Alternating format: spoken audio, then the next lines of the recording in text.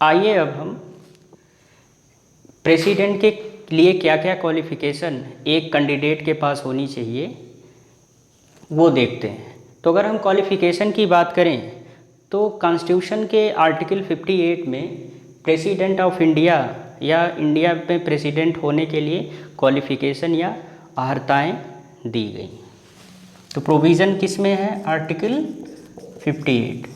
इसके तहत जो पहली क्वालिफ़िकेशन होनी चाहिए कि जो कैंडिडेट प्रेसिडेंट के पोस्ट के लिए डेजिग्नेशन के लिए कंटेस्ट करता है उसको जो है इंडिया का सिटीजन होना ज़रूरी है।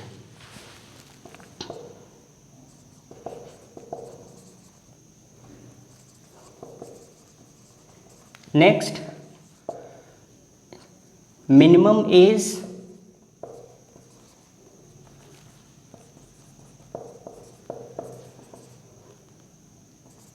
35 और जबकि मैक्सिमम एज कॉन्स्टिट्यूशन में मेंशन नहीं की गई,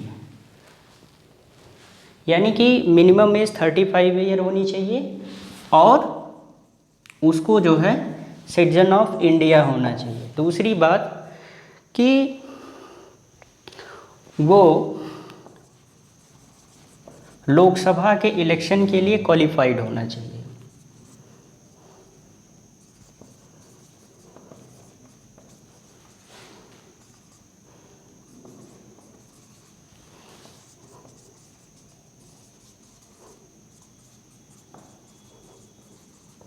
यानी लोकसभा के इलेक्शन के लिए उसके पास क्वालिफ़िकेशन होनी चाहिए।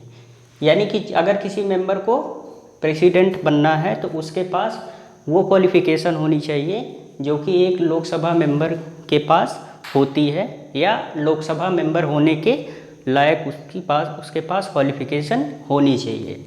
नेक्स्ट, अगर हम थर्ड फोर्थ क्वालिफ़िकेशन की बात करें तो प्रेसिडेंट के इलेक्शन के लिए कंटेस्ट करने वाले कैंडिडेट को एक क्वालिफ़िकेशन होनी चाहिए कि वो किसी भी जो है प्रॉफिट के पद पर ना हो, यानी should not hold any office of profit.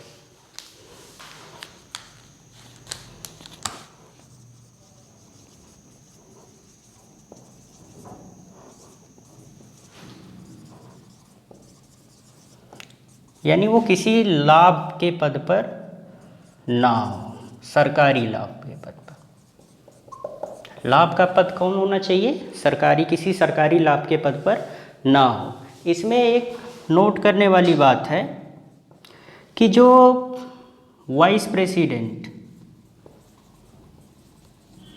या गवर्नर्स ऑफ द स्टेट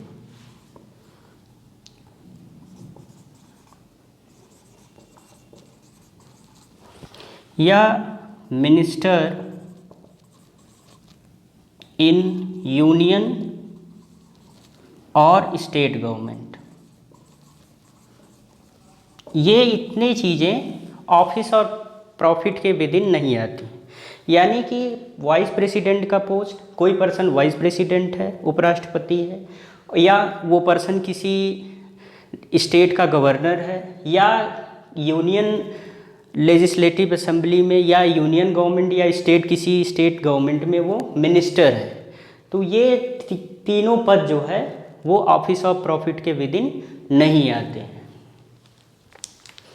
यानी not deemed as office of profit. यानी वाइस प्रेसिडेंट, गवर्नर और मिनिस्टर का जो पोस्ट होता है वो गवर्नमेंट के ऑफिस प्रॉफिट के ऑफिस पे विदिन नहीं आता है, यानी उसको लाभ का पद नहीं माना जाता है। अब इसके बाद नेक्स्ट जो है, अब इसके क्वालिफ़िकेशन के देखते हैं कि किसी भी कैंडिडेट के प्रेसिडेंट के कॉन्टेस्ट इलेक्शन को कॉन्टेस्ट करने के लिए या उसके नॉमिनेशन के लिए कितने मेंबर्स जो है प्रोपोजर और सेकेंडर्स होते हैं, यानी कि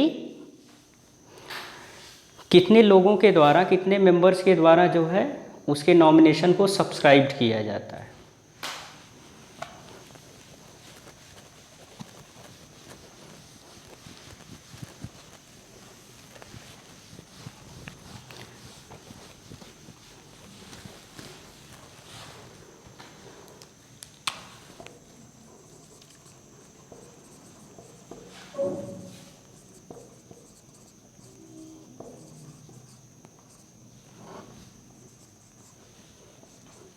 यानी कि अगर कोई कैंडिडेट प्रेसिडेंट के इलेक्शन के लिए खड़ा होता है तो उसका जो नॉमिनेशन है वो, या उसके नॉमिनेशन के लिए 50 प्रपोजर होने चाहिए।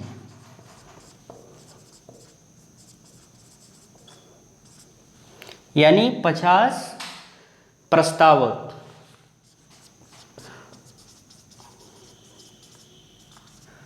और 50 सेकेंडर्स होने चाहिए, यानी अनुमोदक। यानी 50 प्रपोजर्स और 50 सेकेंडर्स, अनुमोदक और प्रस्तावक होने चाहिए। और प्रेसिडेंट के इलेक्शन के लिए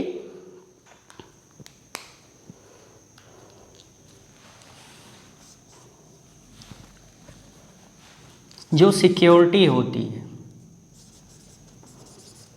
वो 15,000। और अगर जो है कोई व्यक्ति 1/6 वैलिड, टोटल वैलिड वोट जितना इलेक्शन के, प्रेसिडेंट के इलेक्शन में वोट होता है, उसका अगर 1/6 वोट वो जो है सिक्योर नहीं करता तो उसकी ये सिक्योरिटी क्या होती है, जब्त हो जाती है, फोरफाइट हो जाती है।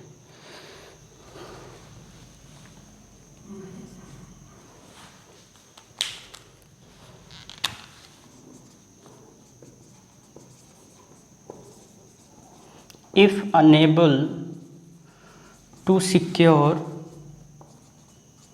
1/6 votes of total valid votes, यानी टोटल वैलिड वोट्स का अगर 1/6 वो सिक्योर नहीं कर पाता तो उसकी जमानत जब्त हो जाती। अब 1977 के बिफोर, पहले कितने अनुमोदक और प्रस्तावक होते थे? 10।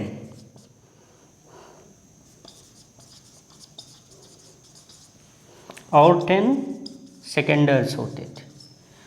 और जो सिक्योरिटी होती थी वो सिर्फ 2500 रुपीज़ होती थी। अब ऐसा क्यों किया गया, क्यों सेकेंडर और प्रपोजर, अनुमोदक और प्रस्तावक को जो है बढ़ा दिया गया?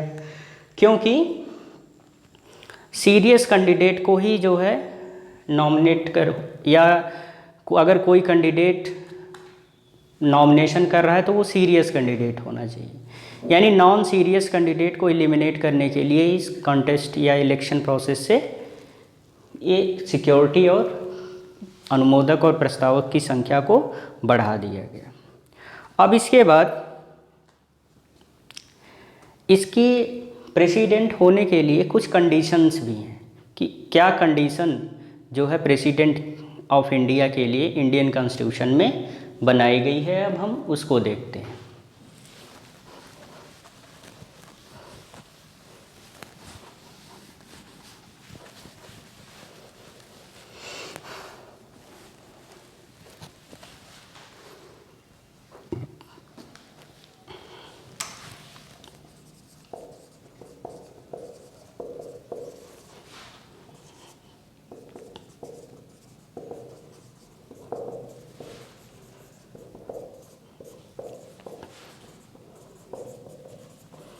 यानी आर्टिकल 59 ऑफ इंडियन कॉन्स्टिट्यूशन वो प्रेसिडेंट के ऑफिस के लिए क्या कंडीशन है उसके बारे में।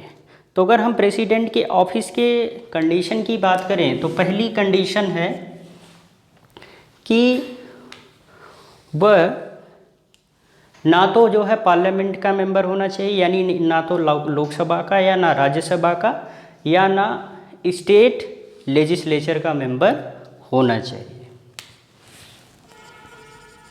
Should not a member of parliament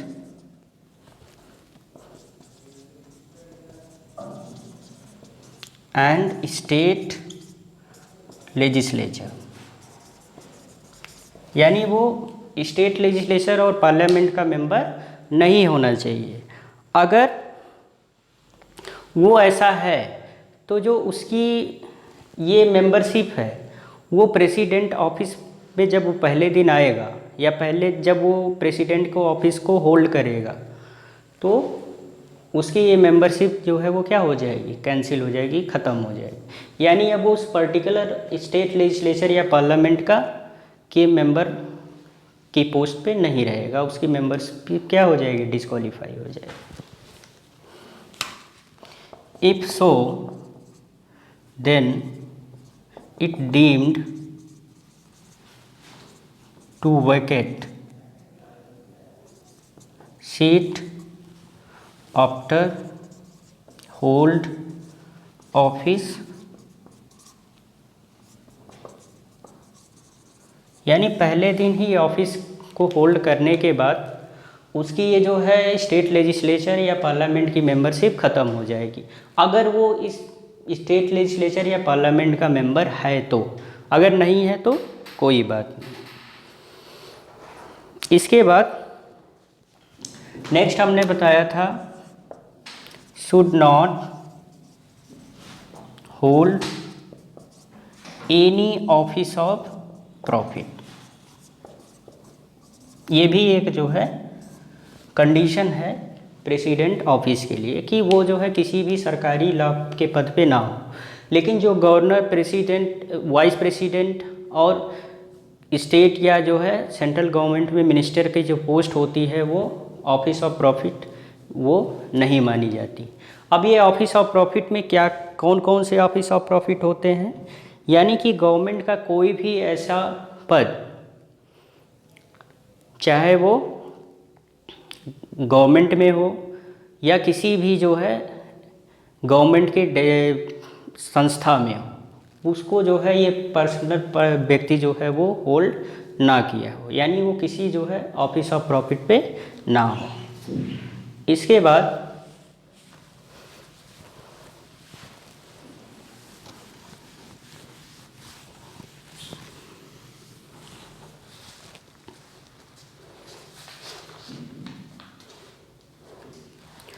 तीसरी जो कंडीशन है, जो प्रिविलेजेस होंगे, जो इमॉल्वमेंट्स या अलाउंसेस होंगे, वो कौन डिसाइड करेगा, प्रेसिडेंट का, parliament.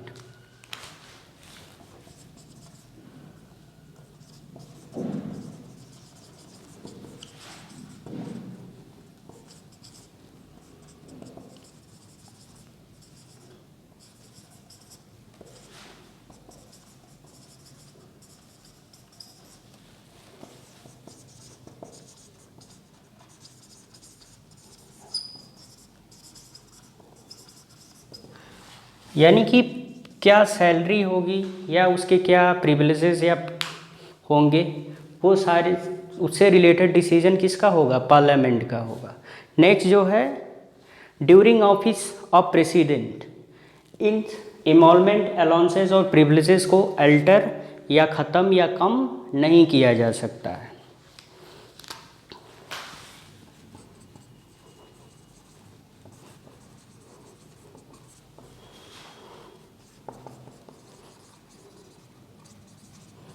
cannot diminish, alter during office of president, यानी जब तक वो अपने पद पे बना है उसके जो है प्रिविलेजेस, उसके अलाउंसेस और उसके इमॉल्वमेंट को जो है डिमिनिश या अल्टर नहीं किया जा सकता है।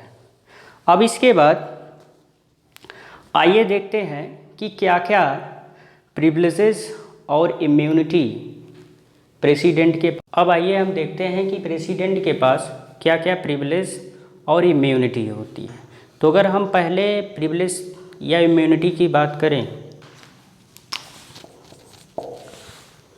तो पहली चीज जो उसकी इम्यूनिटी है वो ये है कि वो अपने ऑफिस के ड्यूरिंग अगर कोई ऑफिशियल एक्ट करता है तो वो उसके लिए जो है जिम्मेदार नहीं होता है। यानी इम्यूनिटी फ्रॉम लीगल लायबिलिटी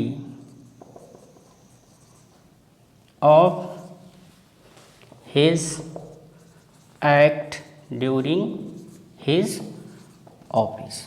अब एक्ट में ये कौन सा एक्ट होगा? Official act.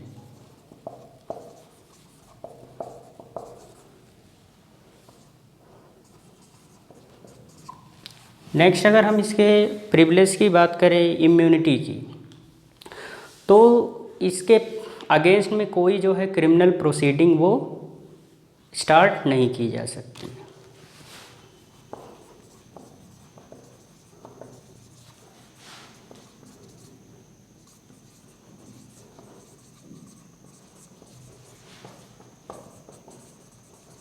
यानी उसके जो है पदावधि के दौरान कोई भी जो है क्रिमिनल प्रोसीडिंग वो स्टार्ट नहीं की जा सकती।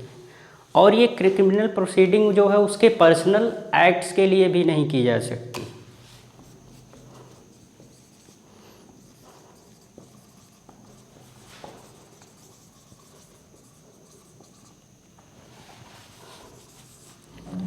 थर्ड अगर हम इसके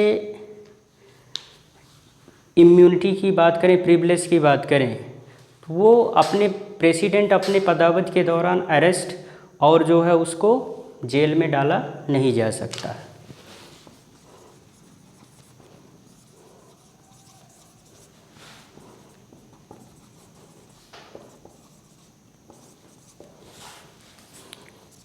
नेक्स्ट लास्ट जो इसकी इम्यूनिटी है वो ये है कि इसके अगेंस्ट या प्रिविलेज जिसको कहते हैं, इसके अगेंस्ट जो है सिविल प्रोसीडिंग को स्टार्ट किया जा सकता है। लेकिन सिविल प्रोसीडिंग स्टार्ट करने से पहले जो है 2 मंथ पहले वो इनको जो है नोटिस देनी होती है।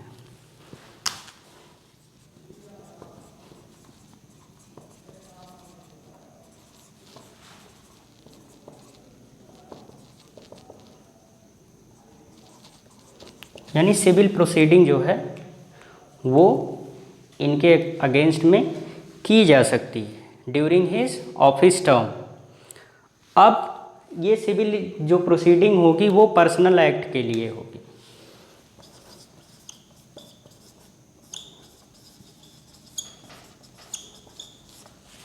तो ये था आपका प्रेसिडेंट ऑफ इंडिया का प्रिविलेजेस और इम्यूनिटी।